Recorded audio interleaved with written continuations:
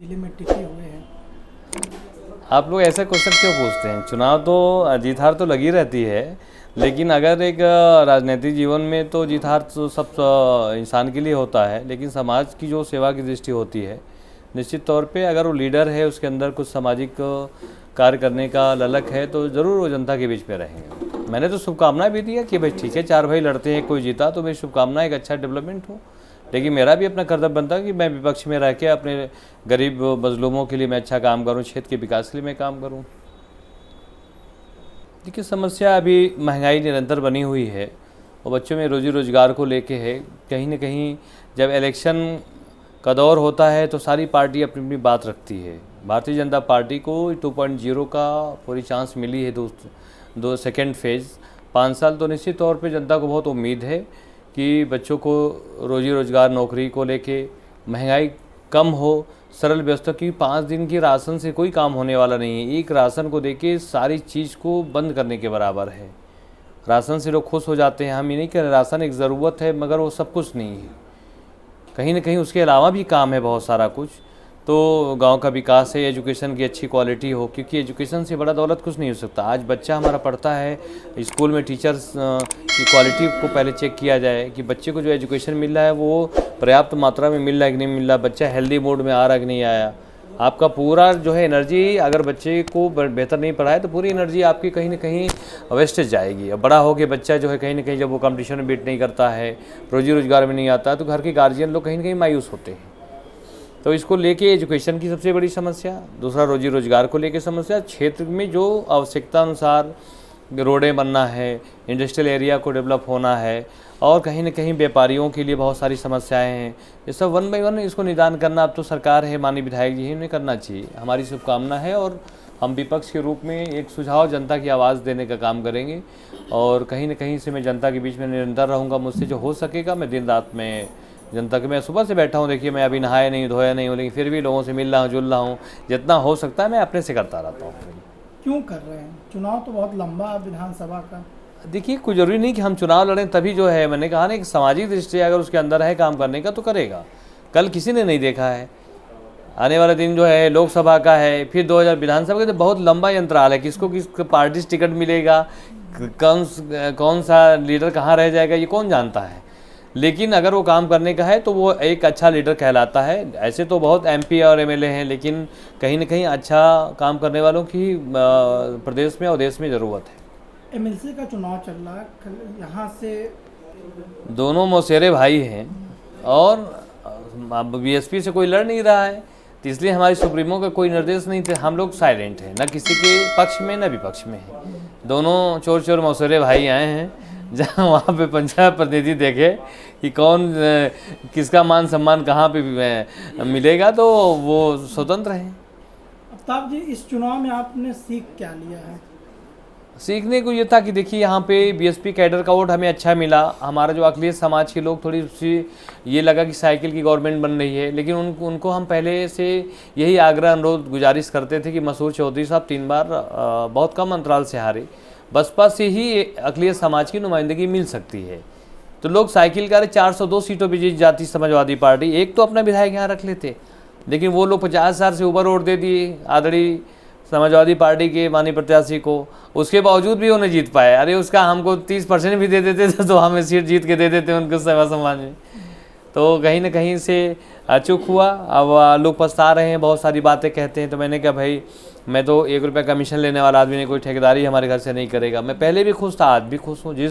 मैंने पहले भी स्पीच में कहा था कि अगर आप ज़मीन पे रखेंगे तो भी खुश हैं, आसमान पे रखेंगे तो भी खुश हैं, विधायकी देंगे तो भी खुश है, नहीं है तो जितना हो सकेगा मैं पूरी तरीके से मैं अच्छा काम करूँगा। होने का देखिए, ऐसा, मैं किसान का बेटा हूँ, मैं बहुत ज़्यादा एक कहीं ना कहीं एक मैनेजेबल पर्सन हूँ। मैं अपने हिसाब से मैनेज करके लाइफ में रहता हूँ। मैं अपने पार्टी में भी बहुत मजबूत बातें उठाता हूँ। ऐसा नहीं कि मैं चुप बैठने वाला इंसान हूँ, और मैं खुद भी स्टैटिकल इंसान हूँ। जो है, मैं सब कुछ जानता हूँ कि आज इकोनॉमिकल ज़माना है, किस तरीके से इंसान को रहना चाहिए। मैं उसी दौरान रहता हूँ। अपना घर है, 2 रोटी खाया, सुबह से बैठा हूँ, लोगों की जनता सेवा, अभी फिर निकल रहा हूँ क्षेत्र में, और लोगों के समस्या में अपना रहूँगा, रात तक फिर लौट के आ जाऊँगा। जनता को अगर आपसे मिलना हो, बात करना हो, तो कैसे संपर्क करें? मैं 24 घंटा हूँ यहाँ पे। हर नेता लखनऊ दिल्ली जाता रहता है, तो उसी तरह मैं भी हूँ, लेकिन मैं भी खलीलाबाद निरंतर हूँ। तो अभी तो नया नया इलेक्शन हुआ है, अभी थोड़ा सा मैं चाहूँगा कि एक आध हफ्ते 10 दिन के बाद हमारे खुद भी व्हाट्सएप पे रहेगा मैं किस टाइम कहाँ पे हूँ। मैं निश्चित तौर पे इस क्षेत्र के विकास के लिए और सदैव और उनकी कटिबद्ध हूँ और आकांक्षी। ये बताइए, क्लियर समाज का संदेश यही है कि ज़माने के हिसाब से अवेयर होने की ज़रूरत है।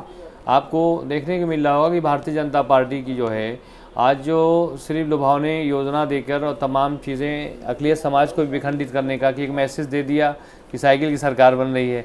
जब त्रिकोणीय लड़ाई होती तब बीजेपी रुकती है। बहन मायावती जी ने कभी गलत कुछ नहीं बोला, लेकिन बातों को तोड़ मरोड़ के वो प्रस्तुत किया जाता है और व्हाट्सएप पे चलने लगता है।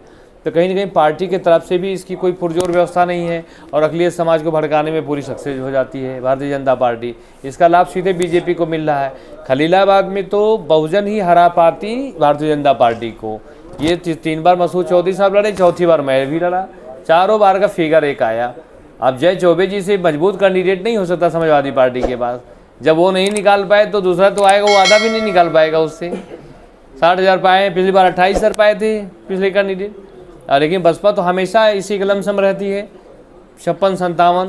अब ये अक़लियत समाज के लोग 10-15 हज़ार वोट और देते तो उनका अपना विधायक होता।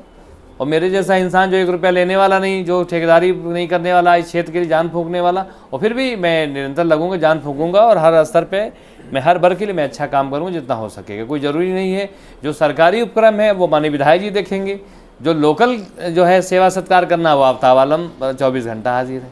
2024 की तैयारी है? तैयारी 2024 का मैं तो पार्लियामेंट लड़ा हूँ, 4 लाख के करीब वोट पाया हूँ, तो निश्चित तौर पे आने वाला समय जो होगा वो अच्छा होगा। मुझे उम्मीद है कि ऊपर वाला, क्योंकि वो ऊपर बादशाहों का बादशाह है मेरा अल्लाह रब्बुल इज़्ज़त, जो करेंगे बेहतर करेंगे। मैं तो अल्लाह ताला से कहता हूँ जो मेरे हक़ में बेहतर हो वो दीजिएगा। तो कहीं ना कहीं जब 24 का इलेक्शन आएगा तो उस समय मैं जनता जनार्दन का पूरी तरीके से ओपिनियन में लूँगा और लोगों से आग्रह भी करूँगा, और पार्टी मुझको अगर सिग्नल देती है तो निश्चित तौर पर मैं लड़ूँगा चुनाव। आफ्ताब जी, बीएसपी सुप्रीमो में मीटिंग किया था, उसमें क्या निर्देश आप लोग को मिला है? संगठन को लेकर माननीय बहन जी ने पूरी तरीके से चुस्त दुरुस्त किया है और नए सिरे से जिम्मेदारी दी है। सभी वर्गों को एक संतुलन बना के और नई भागीदारी के हिसाब से जोड़ना है, क्योंकि बीएसपी में जन जन को भागीदारी हमेशा रही है कि सर्वजन हिताय सर्वजन सुखाय का नारा आपने देखा ही जो है। आज बीजेपी की सरकार बनी है, मंत्रालय का बंटवारा हुआ। आप देख लीजिए कि पहले जैसे गुलामी था कि जो बैकवर्ड समाज और एससी समाज के लोग गुलामी कागार पे थे, उसी तरह भारतीय जनता पार्टी का संकेत है।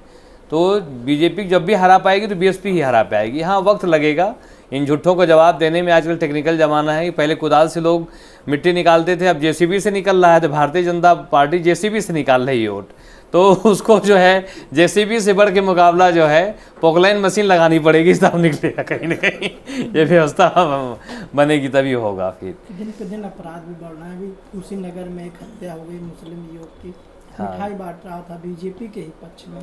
अब देखिए ऐसा है कि वो चीज़ गलत है। अगर बीजेपी के प्रति कोई बंदा वोट दिया है तो उसको मारना पीटना नहीं चाहिए। इसको मैं भी निंदा करता हूँ इस चीज़ का, और इसकी मैं कड़ी कार्रवाई तो किया है गवर्नमेंट ने और करनी भी चाहिए कि ऐसी फिर दूसरे दुस्साहस न करें। वोट देने का अधिकार स्वतंत्र है, कोई किसी को दे तो क्या उसके दबाव है क्या? मैं चुनाव लड़ा था, मैं हार गया तो मैं किसी को अपशब्द कहूँगा? बिल्कुल गलत है। सबका सम्मान होना चाहिए। वोट देने जो दिया हमने तो शुक्रिया अदा किया दोनों का। फिर आगे मैं लड़ूंगा, हो सकता है कि मुझे लोग जनता जनार्दन हमें आशीर्वाद दुआ दें। क्या आपने सदर विधायक को फ़ोन करके बधाई दिया जीत की? फ़ोन क्या, मैंने फ़ोन तो नहीं किया। मैंने तो प्रेस कॉन्फ्रेंस से बड़ा फ़ोन तो नहीं होता है, जिसके जनमानस पूरी जनता जनार्दन ने देखा कि मैंने बहुत अच्छा शुभकामना दिया। मैंने ये भी कहा कि क्षेत्र का एक्शन प्लान 5 सालों का बहुत अच्छे तरीके से बनाए ताकि विकास हो, और मेरी शुभकामना हमेशा साथ में। हम लोग निगेटिव लोग नहीं हैं।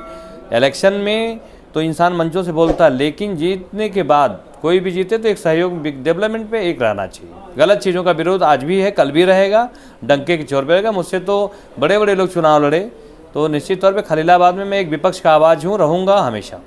बीएसपी तो कभी फील्ड में उतर के विरोध तो नहीं की है? अभी ऐसे जनरल तरीके से तो नहीं है, लेकिन मैं तो सुबह से लेकर शाम तक बैठा हूँ। किसी का डीएम से काम हो, कप्तान से काम हो, जिस लेवल पे काम हो, डीजीपी से काम हो, तो आफ्ताब आलम तुरंत तैयार है यहाँ पे संघर्ष करने को। क्या अपील करेंगे आम जनमानस से? आम जनमानस से अपील यही करेंगे कि जिस आशा से भारतीय जनता पार्टी की सरकार बनी है, इस बार जो है दिल से नहीं दिमाग से उसको आकलन परीक्षण करें। अगर जनता सुखी है तो ठीक है, नहीं तो उसको पुनः विचार करने की ज़रूरत है। जनता तो बहुत सुखी है क्योंकि महंगाई भी बढ़ रहा है। अरे 5 दिन का राशन से नहीं सुखी होता है। 5 बच्चे हैं, अगर वो नहीं कमा रहे हैं तो घर अलग विलग हो जा रहा है। आप देखिए, अमन चैन खत्म हो गया है, सौहार्द खत्म हो गया, सकूनियत खत्म हो गई है, हर आदमी परेशान है। जो बढ़ोतरी आना चाहिए 80 साल में, वो 85 साल में शुरू हो जा रहा है। तो कहीं ना कहीं लाइफ स्टाइल में कमी आई है, इसको तो भी गौर करिए। एक वीडियो क्लिप नहीं चला है कि सोने का पूरी जखीरा पहन के आता है, सोना टूटता जाता है, अंत में कब्र में लेट जाता है। तो ऐसा विकास नहीं चाहिए कि जो विकास हो, डिजिटली विकास हो, इंसान को कुछ सही समय न मिले तो आने वाले दिन में उसे बहुत बड़ी दिक्कत है। चुनाव के दौरान आपने कुछ लोगों पर मुकदमा भी दर्ज करवाया था, तो क्या वो मुकदमे हैं अभी की वापस हो गए? चुनाव के दौरान कोई मुकदमा दर्ज, मैंने स्पेशली किसी को नहीं दर्ज कराया था। जैसे रोड शो के दौरान मुकदमा दर्ज हुआ, कोई अगर कुछ ऐसी चीज़ हुआ तो दर्ज है, तो निश्चित तौर पे हमारा तो इंटेंसली कभी मैं नहीं करता हूँ, ये मेरी आदत नहीं। बीजेपी कुछ समर्थक आपके लोगों को मारे पीटे थे तो उस पे- अच्छा, बीजेपी वो तो उनका विषय है, वो हमारे पास भी आए थे, तो मैंने उनको जो विधिक प्रक्रिया थी मैंने उनसे कहा था, वो मेरे लेवल पे नहीं। मैंने उसमें यही कहा था कि ऐसा नहीं करना चाहिए, मैंने प्रेस कॉन्फ्रेंस करके कहा था। बाकी न्यायिक चीज़ें अगर दोनों वादी प्रतिवादी के बीच में है तो वो लोग समझें।